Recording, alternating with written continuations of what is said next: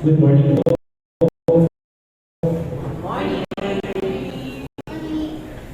Dahil po yung umaga. Okay po, sige po. Tayo po lahat ay malalaki.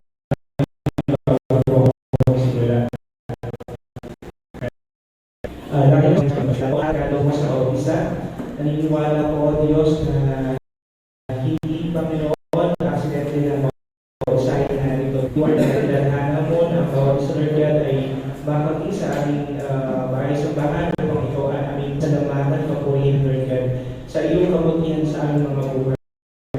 Dalangin ko sa ang topic namin ngayong umaga Lord God ay mabigay sa amin Lord God ng wisdom Lord, ng knowledge Lord, kung paano kami Lord God susunod Panginoon sa iyo. Salamat sa iyong gagawin Panginoon at itago mo o Diyos sa iyong tulan upang hindi ang aking hinahan o Diyos ang siyang makita ko, kundi Lord yung kalakasan at yung wisdom na nagmumula sa iyo. This is my prayer in the name of Jesus. Amen. Amen. Sige po, panuhin po sa ating PowerPoint. Bali, ang topic for the whole month of September, if you know this, it's well-being, right? I think initially na-discuss yung physical well-being, may nag-e-echo po. Ayan, hello. Ayan, physical well-being, emotional well-being, mental well-being, and kung ano pa. At this time, we are going to discuss yung financial well-being. Okay? So, and it's applicable to all of us since lahat tayo willing to be financially stable. Sino po ba di ba masasabi niya sa sarili niya na at this age, nag-i-echo pa din po. Ayan. At this age, I mean, you can say to yourself na you are financially stable. Kasi talagang, sinasabi niya, you have a financial job.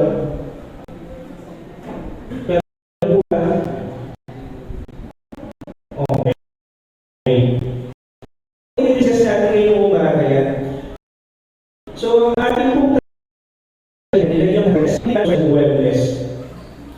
Okay? So, in my introduction, minsan, ang tao, well, normally, di ba? Makikita natin, kapag napunta tayo sa mall or napunta tayo sa isang lugar na kung saan may mga bagay na tayong nakikita, ultimo minsan pagkain, di ba? Ano yung first na reaction natin? Di ba? Ay, parang gusto ko yan. Tama? Ay, parang gusto ko yan, parang gusto ko bilhin yan. At naalala ko, meron ako sa opisina, dumaan siya sa mall. So, nakakita siya ng cellphone na flip na gusto. Tapos, binili niya kaagad kasi nagandahan siya sa picture and all. So, may cellphone siya, naka-iPhone siya, and then, dumaan lang siya doon, nakita niya yung phone, bumili siya ng Samsung worth like 50,000 pesos. Tapos, so nakausap ko siya, sabi niya sa akin, ay sabi ko sa kanya, bakit ka bumili niya na may cellphone ka ba, naka-iPhone ka naman?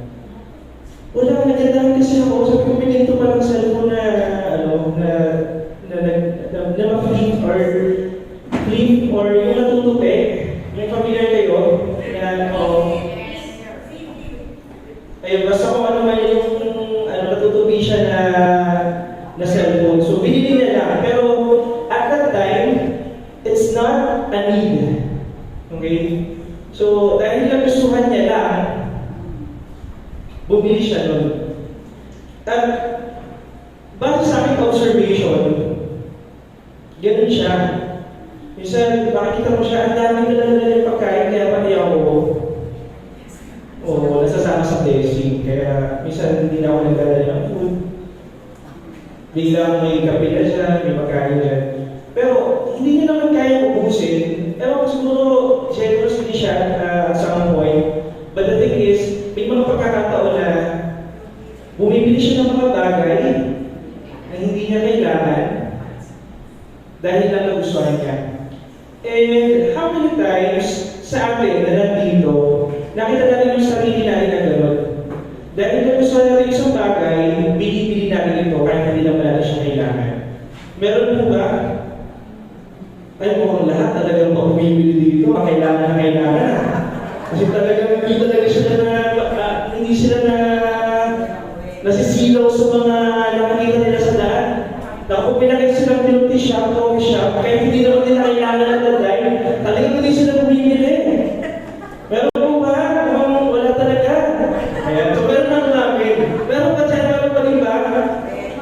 Yung mga pagkakataon na bumibili tayo ng mga bagay na hindi natin pero dahil ang saka, binibili natin. Okay? Kasi ako po ay guilty as charged sa mga bagay na ito. So, aminado po ako dito. Pero kung kayo po ay talagang hindi pa naranasan yun, pagpalain po kayo ng Lord. Kasi talagang yung ano tawag ito? Self-control. O yung self-control na talaga ng kitang-kita. Okay? Tapos, meron naman tayo yung mga nalapasin naman tayo na yung iba, may mga tao, Christians man, non-Christian, bago man nila makuha yung pinagpakuhan nila, yung sakot nila, ubus na sa kanilang isipan. Nangyari na ba yun? Hindi ko pa nalalasip yung mismo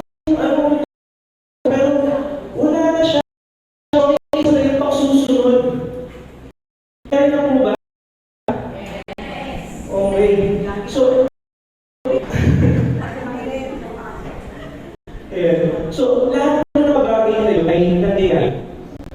Hindi lang siya nangyayari sa mga kids, and even for the young people and young adult, it's also happening. And why do you think so? Bakit yung mga bagay na ito is nangyayari? Kasi, well, pag titignan mo siya from the marketing side, kasi that's their goal. They advertise yung people na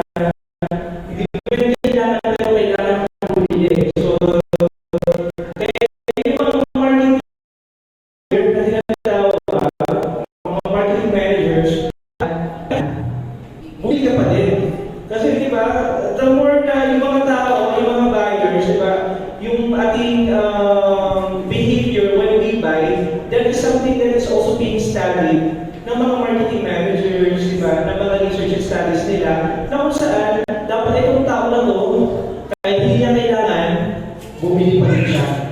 Okay, and that's the reason why we, lalo na as Christians, diba, we have to be cautious, and at the same time, mas maging mautang tayo sa mga bagay. Otherwise, lagi tayong matatrap sa ganong senaryo, di ba?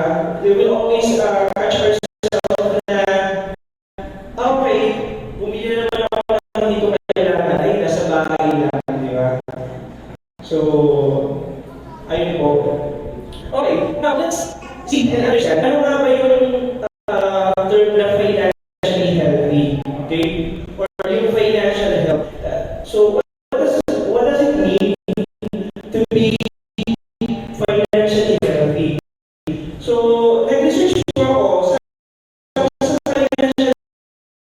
sabi sa isang research article sa University of Indiana, to prepare for and recover from financial shocks, have minimal debt, and build wealth. Okay? And I think it's very, hindi siya madalas na i-discuss sa church setting yung about sa ganito, no, na more on financial wellness and financial education, as we can say. So, the second one is, coming from Financial Health Network, ang definition niya is, it assesses where spending, saving, borrowing, and planning in ways that will enable them to be resilient and pursue opportunities. And the third one, sabi sa isang Forbes article, financial health means you have the ability to reach your goals, take advantage of opportunities, and gives you flexibility to pursue your dreams.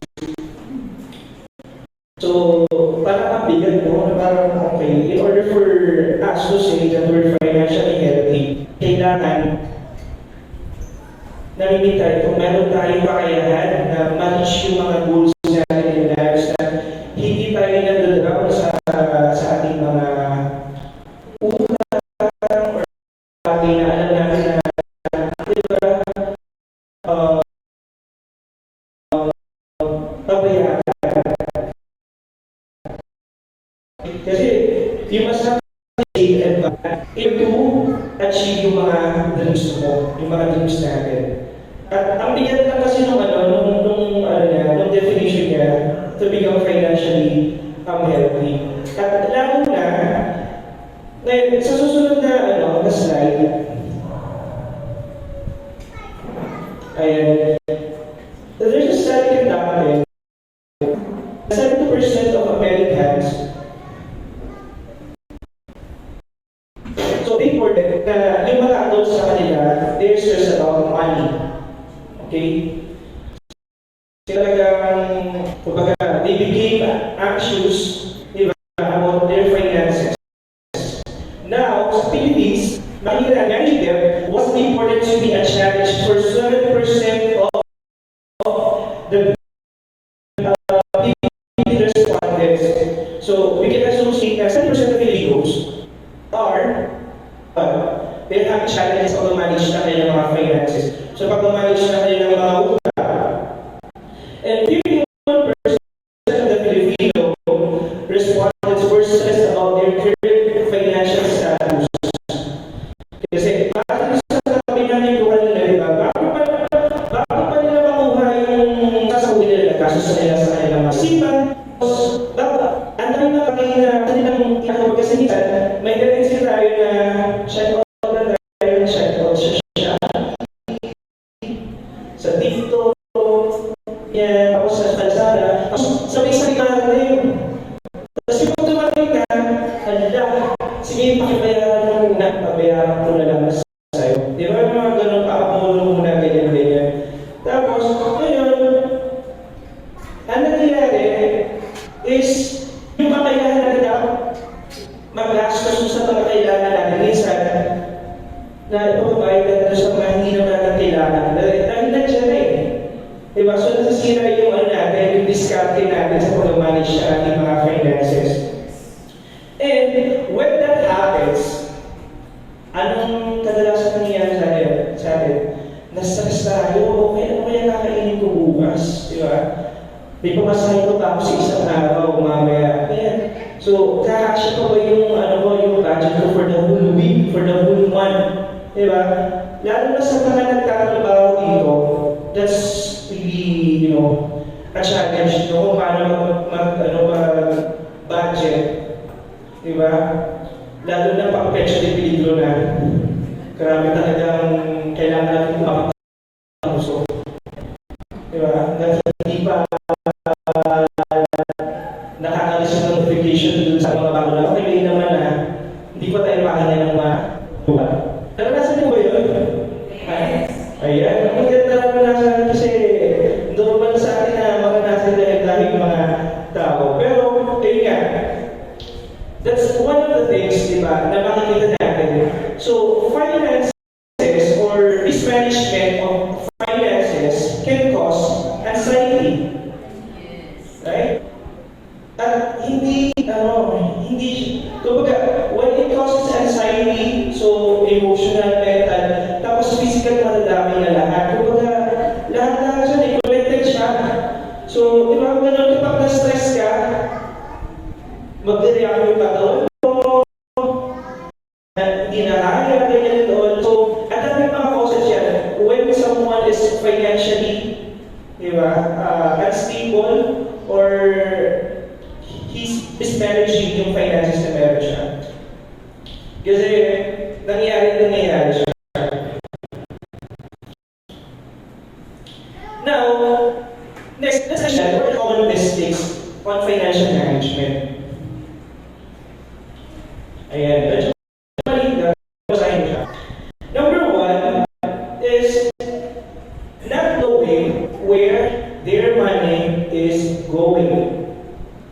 Agree po ba?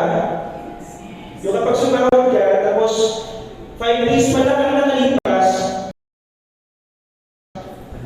saan mo ba yung pera? So, hindi ko alam, ikaw may hawak, ikaw may hawak. Nangyari na? Okay, guilty. Okay. Second, not determining wants versus needs. Okay. Nandiyan ba yung mga kids? Nandiyan? O nandiyan? Okay, nakikita ko sila. So, diba? Kids, teens, youth, kailangan mo ba o baka gusto mo lang? Kasi ako minsan may mga tanungan ako na parang, okay, hindi ka ba mabuhay kapag wala yan? Di ba? Kasi minsan may mga ganyan, parang talagang lumpasin yung isang bata talaga. Dahil gusto ko niya. Gusto ko niya. Kailangan ba? O hindi ka naman makatalaman ng ganito. Di ba? Same thing yan, that's applicable for teens, young people. Kailangan natin isa mo lahat. Di ba? Well, sabi ng iba, okay, pick up sa necessity na doon magkaroon ng cellphone. Pero kailangan iPhone. Kailangan talaga iPhone talaga ang ano natin para sabihin mong ano, di ba? So, even let's evaluate yung mga bagay natin binibili. Whether kailangan ba natin siya or gusto lang natin. Okay? Kasi di ba, right now, it's more on, ano lang siya eh. Talagang, wala tayong gusto yan. Talagang wala makakapig sa akin. There is this, third na sinasabi, deserve. Di ba? Deserve ko to. Hindi mo naman kailangan. Yung mga ganun. Di ba? Kasi,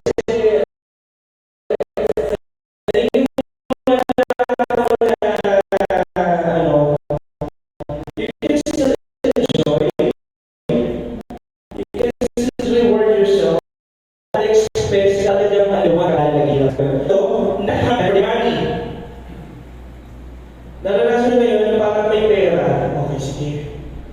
Kasi talagang wala kang plan dito, parang gusto mo na talaga siyang lustahin. Di ba? Punta ka sa mall, dali dito, bili doon. Wala kang plan, hindi mo alam kung anong gagawin mo doon. So that's the reason why it's very important na, okay, when you have money, you know, you plan, di ba? Kung ano ang gagawin mo doon, otherwise, talagang isang mula lang yan. Okay? The next is succumbing to peer pressure.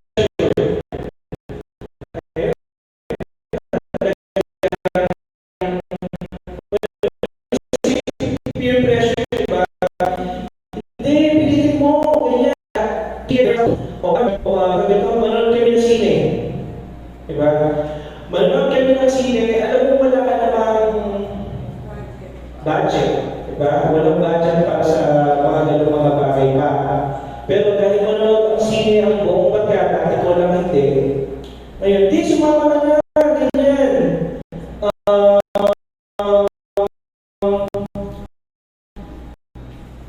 Manghiram ka muna ng ganito, di ba? Naranasan mo ba?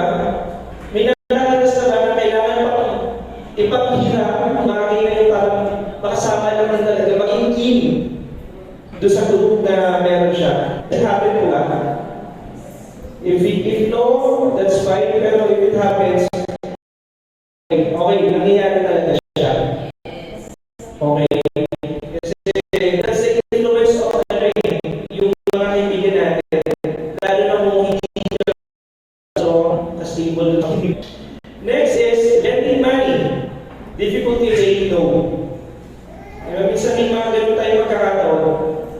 minsan, sino ang pinakamahirap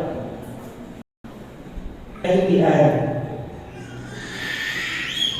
Kapag may nanghihirap sa'yo, kapag may nangunguta sa... Iyon ay ating wala sa niya. Pamilya. Diba? Kapag kapamilya na ang hirap, talagang sobrang hirap niya, talagang, okay, sige, mapapasige ka na lang. Kay kapamilya, kaibigan, kapuso, lahat sila kapatid. Okay. Okay lang sana talagang ano yun kung sobrang labis yung ano, pero pag nandun ka sa point na kung saan medyo tayo ng budget mo and you are somehow managing it para magkasya siya for the whole period, yan sa isang buwan or ganyan, okay lang, di ba? Pero kung hindi, siguro yung kailangan practice it. Learn to say no. Okay. Kung meron, okay. Diba? Pero kung alam natin tayo mag-iigit sa huli, siguro, we have to say no at times. Ako, hindi ako dito. Kasi, ang hirap din talagang, pag-do. Pero, nagkapasalamat ako sa Lord kasi yung biyaya namin sa pan. Next is, ayan, paying interest rather than earning it. Sino po yung mga records dito?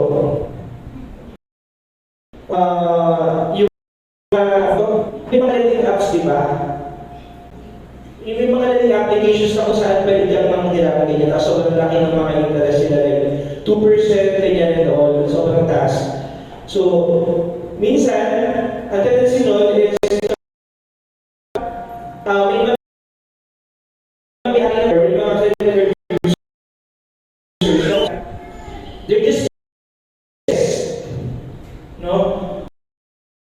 Yan, kung siya ng 100,000, tapos may minimum amount doon na hindi na siya nakarecover habang buhay. Kasi nga, interest na yung pinapiran mo palagi, yung minimum amount due, hindi mo siya still cover yung total amount. So, walang mangyayari doon. Mababaon ka sa utang. So, ay yung personal na makakilala ko na nami-mismanage nila yung paggamit ng credit cards. Kasi, di ba, parang okay, spend now, pay later. Ayun, sabay-sabay, hindi na nabayaran, tapos napauna. Diba? So, yan, maraming mga ganyan. At right now, kapag yung mga bangko, talagang ino-offer nila yan na magkaroon ng credit card ang bawal isa. Kasi, yun nga, that's where they earn basically, diba? And at the same time, right now kasi diba, sa bangko, kapag nagkaroon tayo ng account dyan, so, minimeasure na nila yung credit score mo. I'm not sure if everyone is familiar sa credit score or yung mga credit rating natin. So, yun yung kakayahan natin na magbayad ng mga inutang natin or purchase natin. Okay? Na kung saan nakikita doon, itong taong to, tataasan ko yung credit limit nito, kung dati 50,000 lang, gagawin ko 105,000 kasi nakakabayad siya regularly.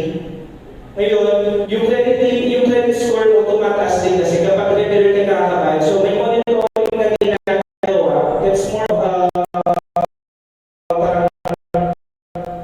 automated decision taking na ginagawa para ma-identify whether ang isang tao may kakayanan na o wala. Okay? Tapos, last is, lack of an emergency fund. So, yan, madalas, kumbaga, nangyayari siya, di ba? Na wala kayong emergency fund. Dahil, yung iba talagang hindi talaga nakakapag-save. Pero yung iba na ikakayan, tapos yung pag-receive for emergency fund. So, doon siya nagkakamali. I mean, doon nagkakamali yung meron din. Tomorrow is not promise. Diba? Hindi natin alam kung ano yung pwedeng mangyari mamaya. Accident is everywhere. It can happen everywhere to everyone. Kaya meron tayong emergency funds. Okay? Now, the fact that there are problems when it comes to managing resources, it's important that we understand how we should view our finances based on biblical standards. So, paano nga ba, di ba? Paano nga ba tayo dapat, paano natin dapat i-approach yung ating finances based on biblical principles, biblical standards. Okay? Ngayon, let's tackle the biblical principles of financial health based on 2 Corinthians 9 verse 10. Okay? So, nilagay ko po yung tatlong verses yan. Yung una is, for God is the one who provides seed for the farmer and then bread to eat. In the same way, He will provide and increase your resources and then produce a great harvest of generosity in you. The translation, He who supplies seed to the sower and bread for food will supply and multiply your seed for sowing and increase the harvest of your righteousness. Sa Tagalog, ang Diyos ang nagbibigay ng binhi itatanim at tinapay na makakain, ang siya rin magbibigay sa inyo ng binhi at magpapalago ito upang magbunga ng sagana ang inyong kabutihang loob. Ngayon, dyan pa sa binasa, okay, there are points that we can consider from this verse. On the next slide, we'll see yung first point is God as the provider. Diba? Malinaw sa verse, for God is the one who provides. He who supplies. Diba? Ang Diyos ang nagbibigay.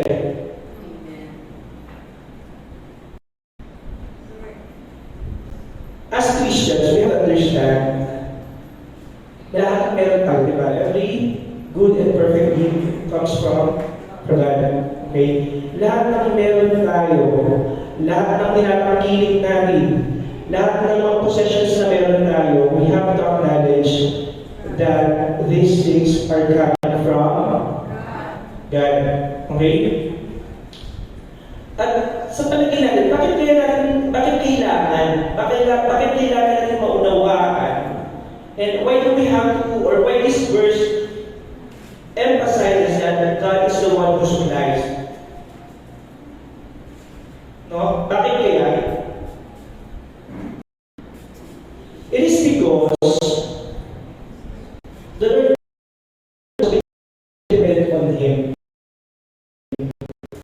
Kasi the moment that we become dependent sa mga sarili natin, okay, it is because of my strength, it is because of my skills.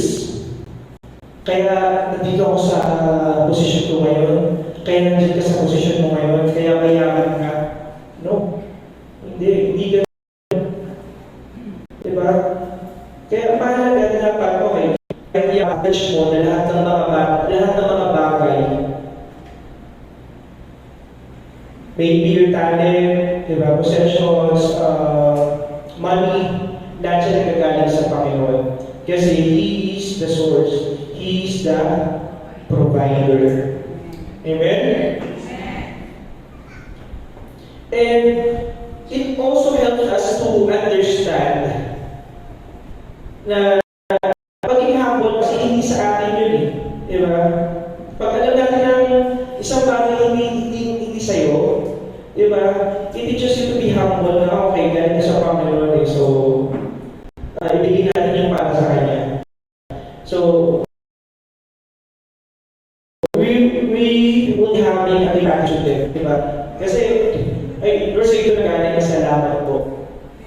how many times ba na pinapasalamatan natin ang Panginoon sa mga bagay na meron tayo?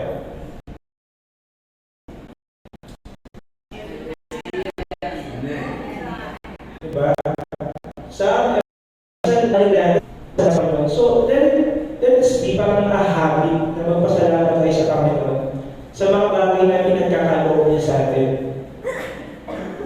Okay, mali man to o kung malaki, patuloy natin pasalamatan ang Panginoon sa mga bagay na pinagkakaloob niya kasi pinagkakaloob niya tayo. So, yun yung malinaw doon. God is the one who provide and we ought to thank Him. We ought to be grateful sa mga bagay na pinagkakaloob niya sa atin. Second is generosity and increase. So dito, it does not only provide the necessary resources, di ba? Kumbaga, hindi lang binibigay ng Diyos yung kinakailangan natin. But He also increases, He also multiplies yung harvest of righteousness. Kumbaga, kung ano yung pinigisi ng Panginoon, di ba? Pinigisi ng Panginoon, hindi lang ibibigay sa'yo, He will increase it. He will multiply. The thing is, the question is, dun sa next chapter is, are you a good steward? Okay? Kasi kwenta dyan eh. Hindi lang hindi mo kasi pagpapalala na pagpapalala. The thing is, kung hindi yung susunod. Pero dito sabi ito, it cultivates a habit of giving. Financial health is not just about saving, but also about sharing your resources with others. So yung Lord, as He multiplies yung mga resources na meron tayo, we, as recipients ng binibigay ng Lord, we have to share it with others. Hindi mo siya i-keep na. Di ba? May mga tendency na ganun kasi, di ba? Well, makikita natin, di ba? May mga ganun tao, they are greed. Na, sa akin na ito lahat. Sa akin na ito pinigay. Hindi naman, di ba? So, pinagawa na sa'yo. Pero, you need to learn how to share it with others. Kasi, yun nga eh, kailangan din pala sa niya, kung makita mo yung biyaya ng Panginoon, hindi siya nag-iipon sa sarili mo. So we have to share it with others so that they would know na ang Diyos na nag-bless sa'yo, diba, makikilala na din. Kasi otherwise, okay, baka sabihin ka pang-tawag pa rin. Diba? Third is yung being steward or faithful stewardship. As stewards, we must manage our finances with faithfulness and integrity. Okay? So, yung binagi natin kanina, di ba? Paano tayo nagiging katiwala ng Diyos sa finances na pinagkakaloob sa atin? Siguro kahit hindi sa mga talents na pinagkakaloob sa atin, sa mga skills na pinagkakaloob sa atin, o pinagkakatiwala niya sa atin, paano pinamanage? Kung may gift ka sa pagkanta, ginagamit mo ba siya sa pagkanta? Diba? Are you a faithful steward ng mga bagay? Kung may gift ka sa pagtugtog, ginagamit mo ba siya?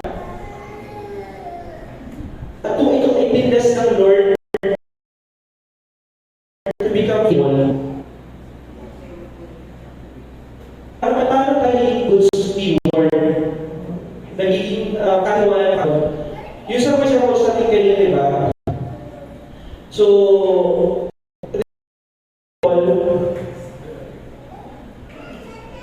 who spent more than what they earn?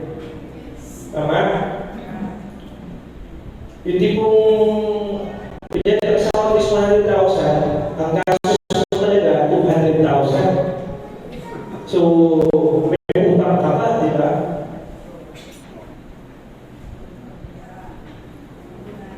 And yun nga, yung napakita is yung mga impulsive buying behaviors natin na gusto ko lang ito, bibilin ko yan. So, it's an example of being a faithful steward. Those people who have one day millionaire mindset na di, yung pera ko ngayon, kaya ko ubusin ngayong araw din. Kaya parang talagang proud ka. Diba? Tapos, enjoy ngayon, bukas wala. Diba? Yung mga gano'n. So, yeah. So, to become faithful steward, diba? We have to practice good stewardship by managing yung resources natin wisely. We need to budget in, to save, and invest in it thoughtfully. Hanggang maaari ba? We need to think of those two ways. Paano manage yung mga resources natin? Kasi, hanggang maaari, binigay sa atin ng Panginoon, gusto niyang i-increase yan. Diba? Gusto niya i-multiply. The thing is, are you a good steward? So, that's the question siguro that we should be asking ourselves na, Lord, ano ba? Mabuti ba akong katiwala para, ano ba, i-bless mo ko? Diba, yung mga ganun. Yung next is purpose of giving. And so dito sa purpose of giving, the first answer sa idea giving is not just about the act itself, but about the spiritual fruits that it produces. So dito, tayo ba, as Christians, whenever we give, ano yung intention mo sa pagbibigay? Kasi, ito, mahalaga siya na i-discuss. Kasi di ba, okay, kakaroon tayo na rin ng mga offering, kakaroon tayo ng mga giving na ano. Kasi, actually yung giving is always really one of the toughest topics na dinidiscuss. Kasi, we want to avoid na, alam mo yun, yung prosperity gospel, if you're familiar with that, na may mga katuruan po kasi na nagsasabi, magbigay ka sa Diyos para magpalain ka. Hindi laging gano'n. Kasi kung gano'n, edi yung mga disciples ni Lord, diba binigyan na rin yung buhay nila, pero walang sila yung mga milyonaryo. Hindi siya gano'n. Sabi nga natin, makaka-experience ka pa ng tribulation eh. Makaka-experience ka pa ng mga hardships sa buhay. But one thing that is promised by God is, He will not leave you, nor forsake you. He will be sufficient. Sufficient siya. Ano ba yung mga pangangailangan mo, susupply niya yan. Pero, okay, sige, magbigay ka sa akin na ID. Gagawin kita mayaman. Walang ganun pa, hindi ganun. Na, kaya, malinaw dapat sa atin, ano yung purpose natin whenever we give? It is, gusto naman natin, Lord, magbibigay ako sa iyo, gawin mo siya kung ano, 10 times siya, gagawin mo sa akin. Ganun ba? That's not the right attitude kapag magbibigay tayo sa Panginoon. Sabi niya, God loves a cheerful giver. Okay? Na hanggang kapag nagbibigay tayo, dapat siya bukal yan sa loob. Bukal yan sa loob. Sabi niyo, pinipili. Magbigay ka. Hindi ka naman. Kasi, yun nga, hindi ka rin yung pangako ng Panginoon. Sige, lahat kayo magbigay, lahat kayo mag-bless. Hindi. Diba? Magiging mayaman kayo, hindi ganun, kapag nagkakaroon kayo ng ganun kapuan, na kailangan kapag nagbigay, magiging mayaman, false teaching yun, prosperity gospel yun, kasi hindi lang nakatuwa ng Panginoon. Okay po, malinaw po sa atin.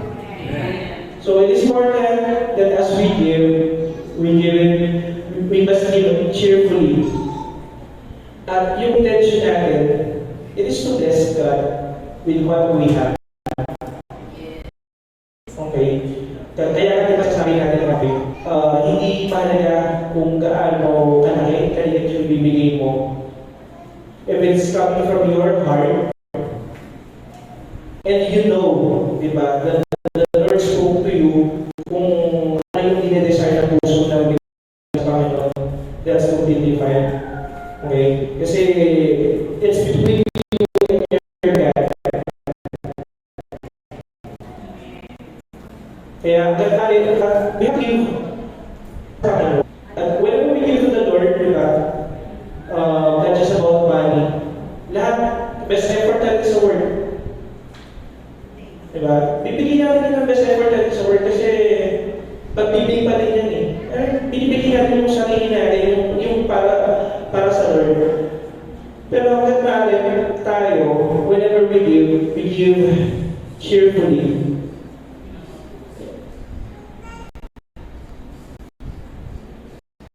And dito kasi sabi nila, di ba, whenever we give, dapat it produces visual fruit. So nakikita yun sa atin, tayo yun na, hindi naman kinasas na ibigay masaya. So, nakikita na ba kayo ng bigay naman? Meron di ba? Meron naman. Meron na talaga. Lalo na pag sa taas, di ba? Bigla may aayan, tapos katabol-tambol. Kasi sasaktan ka ba kung hindi ka nagbigay? Di ba? Naranasan nila yun, hindi mo biglang sasabi sa ano.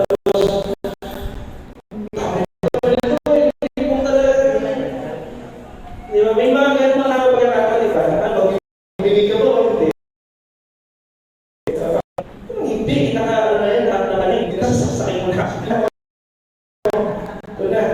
So, yun. Pero, ang kailangan ko is, we must be intentional kapag tayo ay mamibigay sa Panginoon.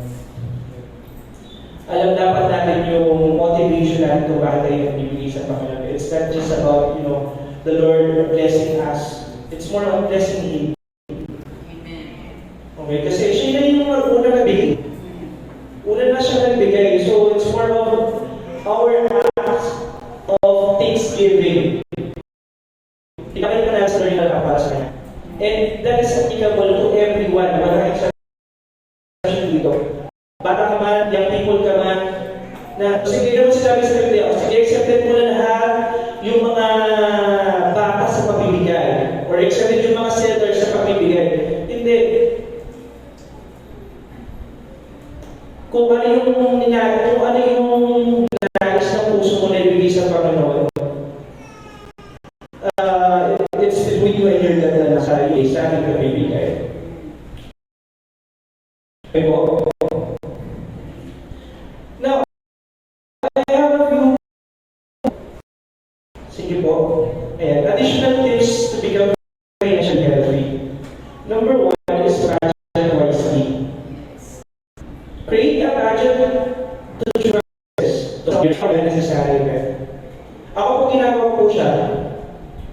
So, monthly, nililista ko lahat ng mga gastos ko. So, lahat ng mga tapos lahat ng mga maging expenses ko. Isama na rin yung tax and everything. So, makikita ko kaagad props sa bigla medyo kakapasin ako kapag gumasos pa ako ng sobra.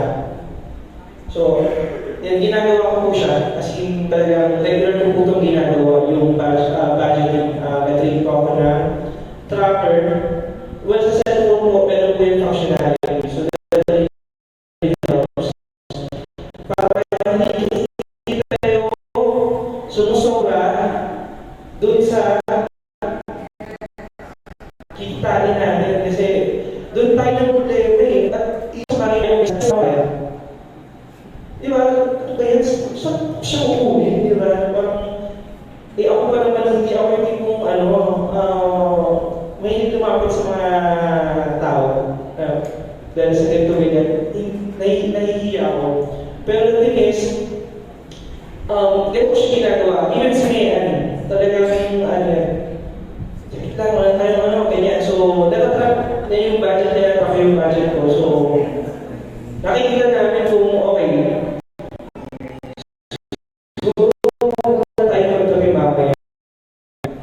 Nabigyan mo yung mga sa Facebook, pag-10% ito. Okay mo. Second is seek for the future. Establish an emergency fund and seek for future needs. This prepares you for unexpected financial challenges. This can also help you, yung mga insurance. And actually, yung sa insurance, hindi para doon sa akin, ako nagpa-insure ako. Hindi para sa akin, ito sa mga maiiwanan ko. kung sino yung mga beneficiaries ko. So, if something happens to me, di ba, prepare na para hindi na sasakit na ulo, bakit ako kasi na, yun nga, sumakit pa ulo namin. Ay, may insurance pala, okay na. Di ba, gano'n? Di ba?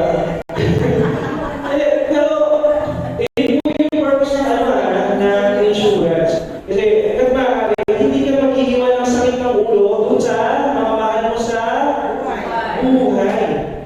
So, sabi nga nila, okay, what's the best age ba? Para masabi mo na, sige, kailangan mo na mag-start.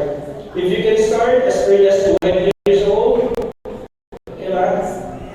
Signature. So, ito yung mga bagay na kailangan natin i-consider. Next is, avoid impulse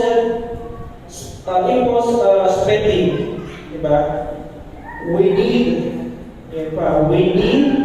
to learn to distinguish wants versus needs.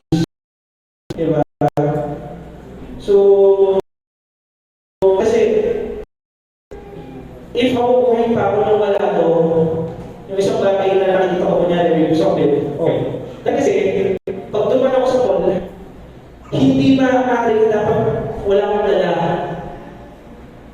As in, talaga, kapag duman ako ng pumunta ako sa mall, lagi akong may ligpit pag-uwi kung ano, mga pinamili ko na kung ano, kasi hindi naman siya magamit. Pero, I learned my lesson. Hindi na ganun kadami, medyo lang. Ang ginagawa ko po, kunyari may isang bagay ako makita na, parang gusto ko siya. Ang gagawin ko is, ikot pa ako ng isang beses. Pag ikot ko, kapag gusto ko pa din siya, bibili ko siya. Pero ang kadalasan hindi na, parang okay, sige, parang at the time na nakita ko yung bagay na yun, doon ko lang siya nagustuhan. Pero pagbalik ko, hindi ganun ka yung pagkagusto ko sa bagay na yun. So, hindi ko na siya bibili.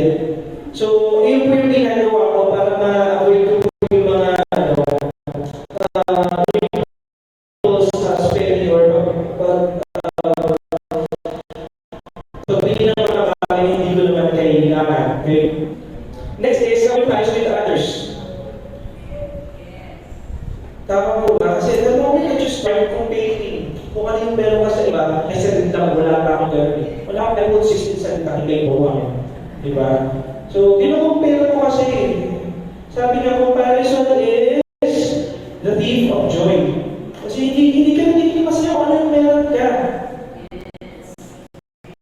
Diba? Kasi lagi mo kinukumpare yung wala ka, hindi mo na-appreciate tuloy, yung hindi mo isa yung word kasi, sige kasi kung bakit siya successful sa akin? Bakit siya mas binibless ka ni Lord? Hindi mo lang na-appreciate yung blessing. Dahil ka nakatingin sa iba. So, siguro isang mindset na kailangan natin maintindihan na hindi po yung isang tao is meron, dapat magkaroon ka din. Okay, hindi ganun. That doesn't work that way. Most of the sa mga teens, sa mga yun na, ay wala akong doon, so kita pa pamili ako ng baby. So, it doesn't work that way. Lalo na kapag expect na kayo mag-work, ay talaga naman, masusubukan talaga mga bagay-bagay na dapat masubukan. Pero, yeah, just appreciate what your parents are providing to you. Kasi, for sure, they are providing what they can to support you. Yung mabuhay tayo, di ba, sa pag-araw, di ba? Kaya naman na buhay kayo na may mga gadgets natin na dapat na kumpleto.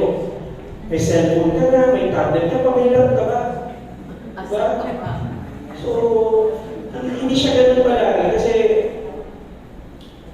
if your parents did, that's fine. Pero that's not something that you will have to compare with others. No? It's, hindi siya magandang kaugalian na nag-uumpara tayo ng blessing ng iba na nalilimutan mo na i-appreciate yung blessing na meron ka. Okay? Next po is, seek financial education. So, while we're discussing this, so, meron po yung mga financial advisors, they can help kung paano mag-spend di ba? And at the same time, yeah, kung paano mo pwede tignan yung, yung future. Di ba? Kasi sabi ko sa, di ba kanina, 51% ng mga Filipinos is talaga sa pagdating sa kanilang financial status. Kasi wala silang proper financial education. If you have a proper financial education, then you get to learn how to manage your resources well. Okay? At lalo pa kayo, di ba? As we understand na ang mga bagay na ito ay mumula sa Diyos. Lahat ng mga bagay na tinatangking pa meron tayo na mumula siya sa Panginoon. So, dapat natin pangalagaan. Okay? Lahat ng meron tayo pangalagaan yun. Sikapin natin na inulit na ito ng Panginoon. Pero kailangan natin maging faithful steward. Okay? Dun sa mga pinagkakaroon sa ating Lord. Last is pray for wisdom. Okay? Lord, ako to Lord, bigyan mo wisdom. We have to pray for wisdom. Kung paano tayo mag-decide sa mga bagay-bagay. Okay? We'll trust Him and He'll guide us in managing our resources effectively. So, ang wisdom naman na nagagaling sa Lord is talaga trusted yan, kung kasubok siya. Kaya, if you have struggles in managing resources, ask the Lord and ask for wisdom, for He will surely guide you sa pag-manage ng yung mga resources. Now, in my conclusion, diba, bilis lang natin. Ayan. Sabi dyan, God is not just the giver of our resources, but also the multiplier of our generosity. Okay? As we recognize Him as the ultimate provider, we embrace the lifestyle of and humility. Financial health, rooted in biblical principles, is not solely about accumulating wealth, hindi lang sa kayamanan, but about understanding the purpose of our resources and how we can share it to others. So, this is why it's very important that we need to understand yung personalities natin and think of how we can share it with others. Let us continue to be cheerful givers.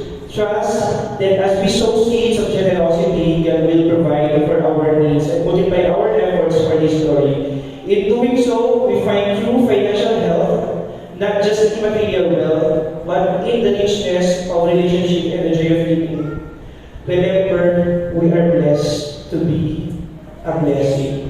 So, tayo pong lahat ay tumayo, tayo po ay manalangin.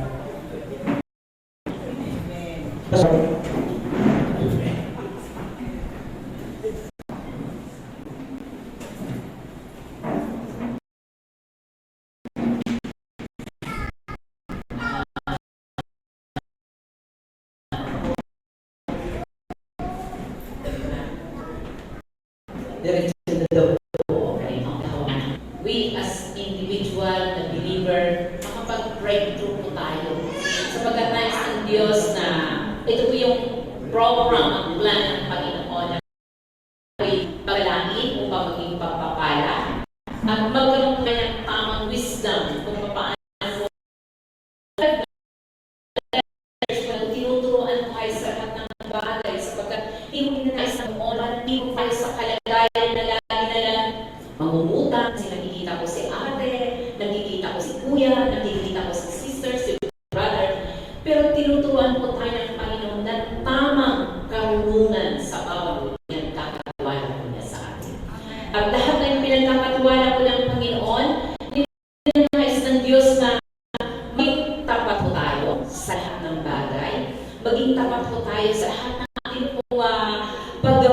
pag-spend ng lahat ng yun. At ang karunungan ng Diyos ang tayong kailangan po natin. Magkaroon tayo ng tamang disiplina ng ating mga mata, ng ating pong mga nakikinig, naririnig.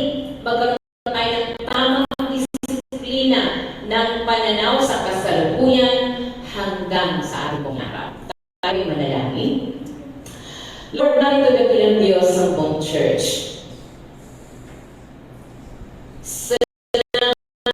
Sapagkat tinuturuan mo kami na maging matalino, mapagbantay, at matutong tumingin mula sa kasalukuyan hanggang sa hinaharap.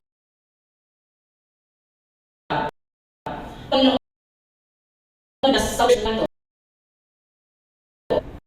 sa iyong pagtuturo, sa iyong paggabay, at sa Panginoon na tinuturuan mo kami na maging matalino sa lahat ng mga decision, sa lahat ng aming mga dalangin mo, Panginoon, sa bawat isa nito.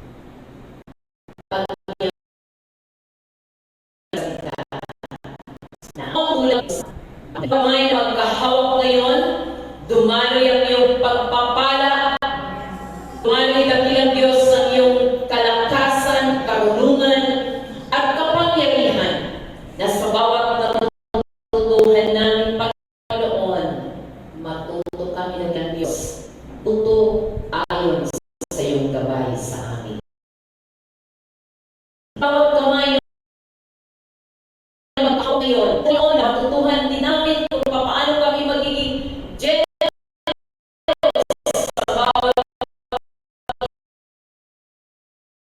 dakilang Diyos, kung kami na tamang wisdom na mula sa iyo. Salamat, Panginoon, sa pagpapala ngayong umaga. Pagpalain mo ang bawat kamay na nagbigay. Pagpalain mo ang bawat hindi pa makapagbibigay. Pagpalain mo, Panginoon, upang mga susunod na panahon, lagi ka namin sa bawat pagpapala na aming tinatanggap mula sa iyo. I-bless mo ang church, i-bless mo ang aming offering, i-bless mo ang aming tithes, i-bless mo ang lahat ng bagay na aming ini-express ang aming tithes, ito ang Happy Jesus na aming Panginoon. Amen. So, pray at habang ibinibigay ko sa atin ang ating mga offerings, Sister Belen, and may the Lord bless us sapagkat hindi mo tayo mag-i-host habang kalusok.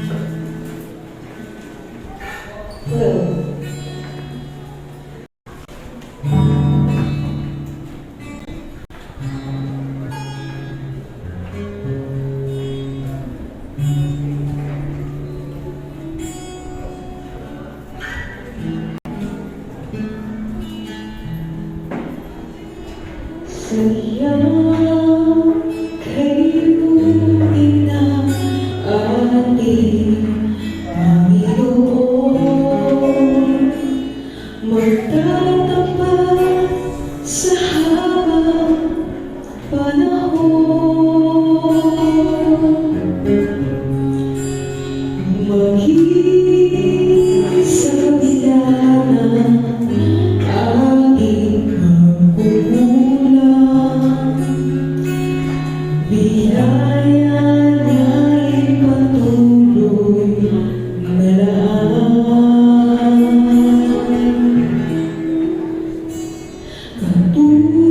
Katulad ng pagsinag ng gintong araw,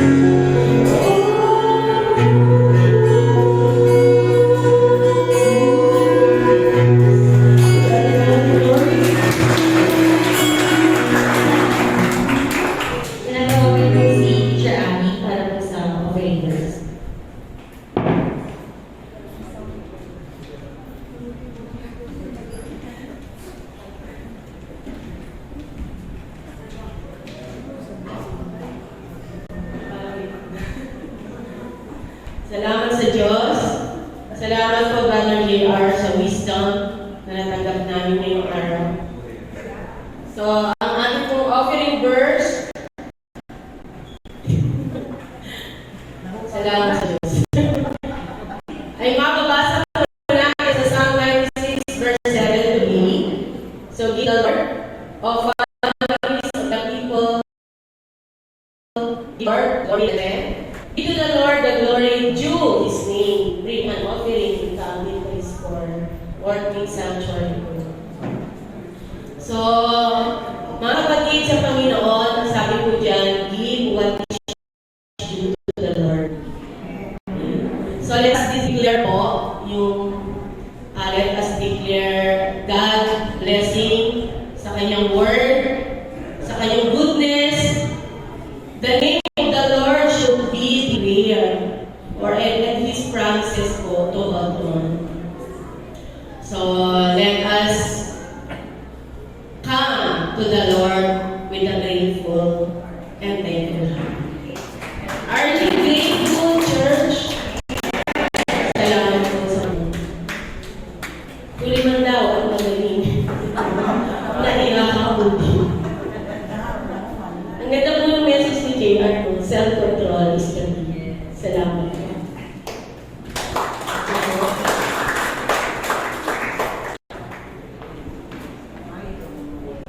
Okay, tayo po ito ako sa announcements. Ate Melissa.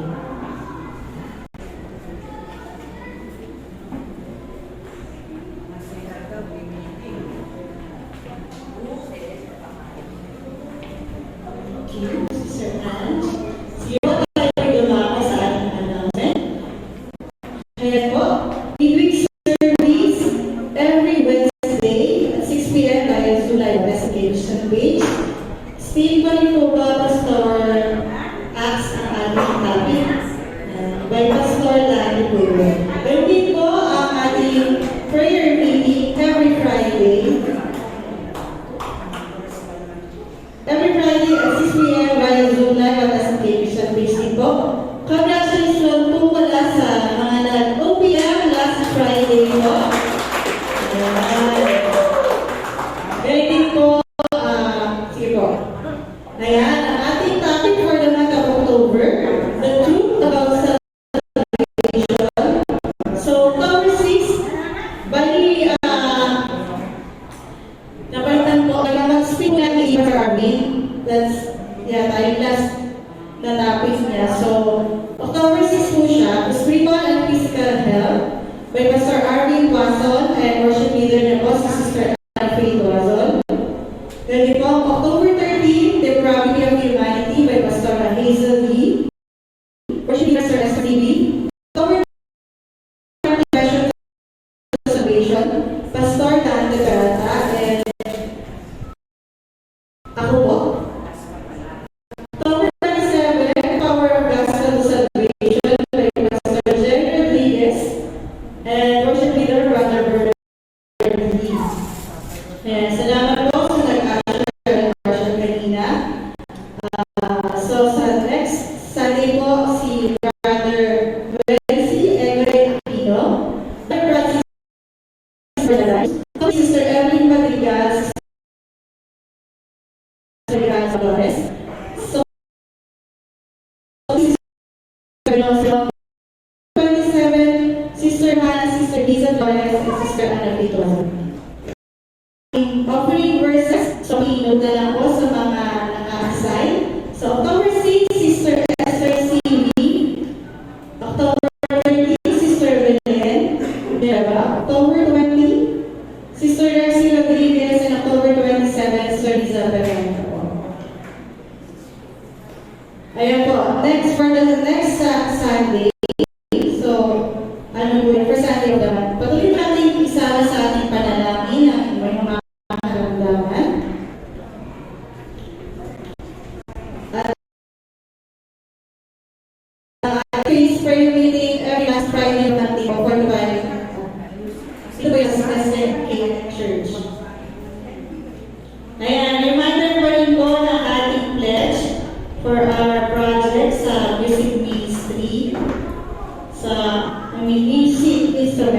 So, yan po ang ating projects for the 2024. And, bali yung bali po, YC po ang sa okay.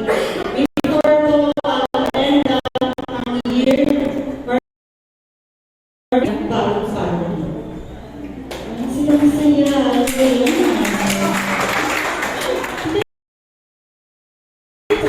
Ito ang ating mga volunteer purposes. So, kung kaya na natin na mag-advance sa pressure sa December, kaya po, approach nyo lang po si Project at Pastor Jerry. Ayan, why is it have a short meeting after this? And, ito may sagot ko ng lunch. Nakakuwakas pa rin. Ayan. So, council meeting and planning start din po on October 5. Nakakuwakas pa na sa October. Ayan po. Sige po. May other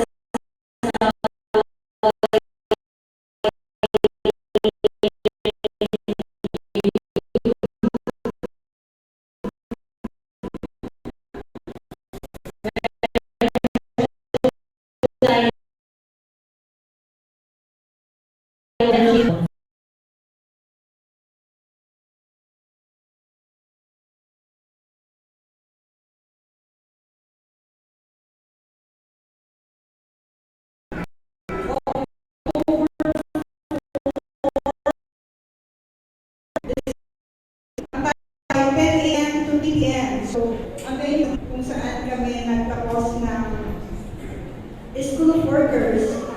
And I think this is free, wala namang nalagay na bayad. Pastora, I think this is free. So, the gathering of the pure bride. So, pure bride, pure bride. Ay, wala lang po babae. So, meron pa yung lagay leadership communities, Minister Sharon Elio, and Minister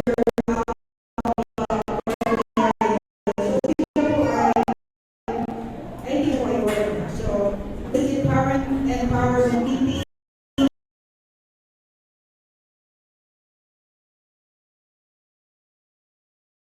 Ang interesado ay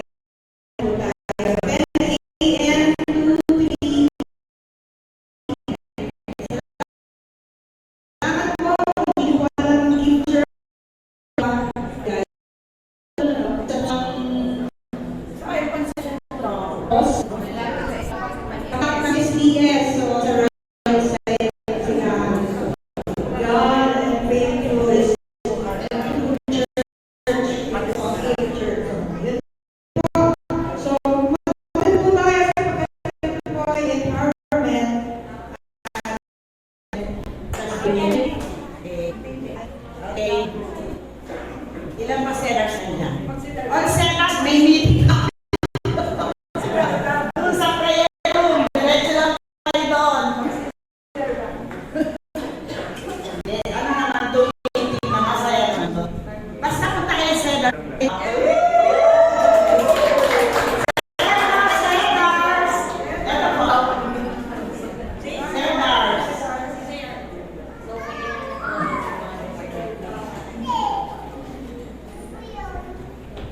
Ayun po, minsan pa inanihan po kayo sa Christian Oktoberfest, prayer and fasting for the generation, the church in the Philippines. So nagbigay na po sila ng poster sa atin. And then, sa youth and YA, so let's discuss na lang kung kailan tayo atin ng event. Meron 4 Saturdays sa October. So 4 p.m. to 7 p.m. yung event. So pag-usapan natin kung kailan tayo dito.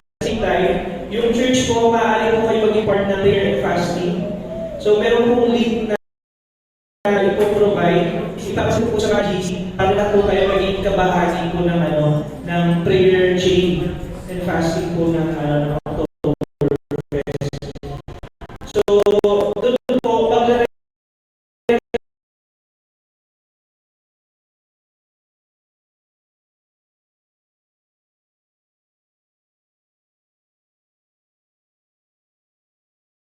October. So doon po ay prayer fasting for the generation, the church, and the Philippines.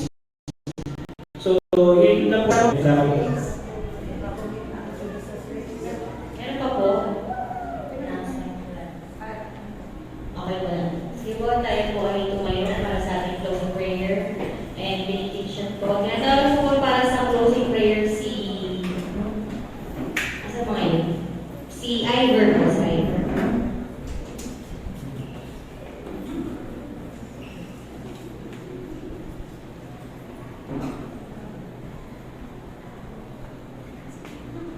Let's pray. Hallelujah. Maraming salamat sa oras na ibigay sa amin, Panginoon. Magpapagulog po ng salita pa ng Diyos. Kaya po siya tumabay sa amin, sa aming pamilya at paghihiwalay naman ng gawin po at bigay ng protection po isa sa nila sa pagkalit. Silimin kami ng Diyos and isustain po throughout the day. Kaya po maraming salamat po ng Diyos sa amin ito. Ito lang po ang salamat sa Panginoon Kristus.